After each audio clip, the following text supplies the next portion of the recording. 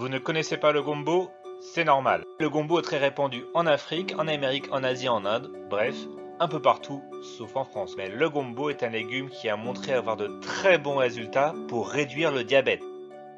Un conseil simple pour contrôler le diabète, mangez des gombos. Le diabète se développe partout dans le monde à cause de la mauvaise alimentation que nous subissons et devient une épidémie aux conséquences très graves. Le diabète survient quand le taux de sucre dans le sang est trop élevé et cela a des conséquences graves, entraînant des risques accrus de crise cardiaque, d'insuffisance rénale et des problèmes nerveux avec de la perte de sensation dans les mains et dans les pieds en particulier. Les personnes atteintes de diabète doivent parfois s'injecter de l'insuline ou payer des traitements très coûteux avec de nombreux effets secondaires. Mais il faut être conscient qu'il existe aussi des méthodes naturelles pour faire baisser le taux de sucre dans le sang, comme par exemple les gombos.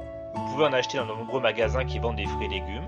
C'est un légume vert qui ressemble un peu à un gros piment, même si ça n'est pas épicé du tout. Les gombos sont aussi appelés cabot sur l'île de la Réunion, calou en Guyane et gnanouia au Maghreb. En plus d'avoir un effet positif sur le contrôle de la glycémie, les gombos possèdent de nombreux avantages pour la santé. Ils sont une source de fibres alimentaires, d'importantes vitamines et minéraux, ainsi que de puissants antioxydants. Le gombo permet aussi de prévenir et de soulager la constipation, de diminuer le cholestérol, de réduire le risque de certaines formes de cancer, notamment le cancer colorectal.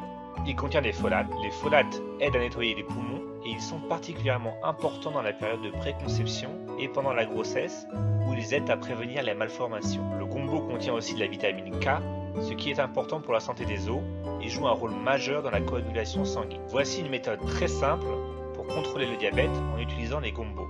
Il faut commencer par laver les gombos et il faut vraiment bien les laver en utilisant une brosse à légumes ou du papier essuie-tout par exemple. Coupez ensuite les deux extrémités. Piquez les gombos avec une fourchette sur les côtés ou divisez-les en deux. Placez les gombos dans un récipient et remplir d'eau à température ambiante. Couvrir, puis laisser reposer les gombos pendant la nuit. Le lendemain, vous pouvez retirer les gombos de l'eau et vous pouvez maintenant boire cette eau qui est un véritable remède contre le diabète. Vous allez voir que cette eau est un petit peu gluante car les gombos sont par nature un peu visqueux. En fait, c'est parce que les gombos sont très riches en fibres solubles. Les fibres solubles sont importantes pour vous maintenir en bonne santé. Elles jouent un rôle primordial pour ralentir la digestion des glucides et aident donc à limiter les pics de glucose dans le sang après les repas. Si votre taux de sucre dans le sang est régulièrement trop élevé, vos reins sont peut-être parfois impactés négativement. Mais cette méthode permet d'aider à prévenir la détérioration des organes par le diabète. Il est aussi recommandé d'ajouter des recettes à base de gombo dans votre alimentation de tous les jours.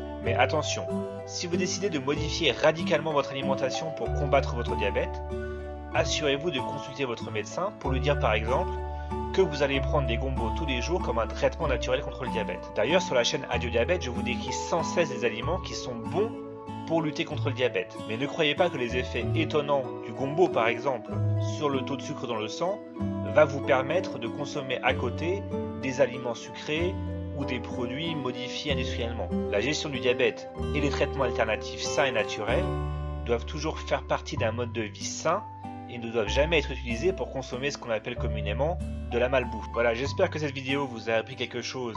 Et si c'est le cas, n'hésitez pas à mettre un j'aime sous la vidéo et à partager cette vidéo avec quelqu'un que vous connaissez et que ça peut aider. Bonne journée à tous!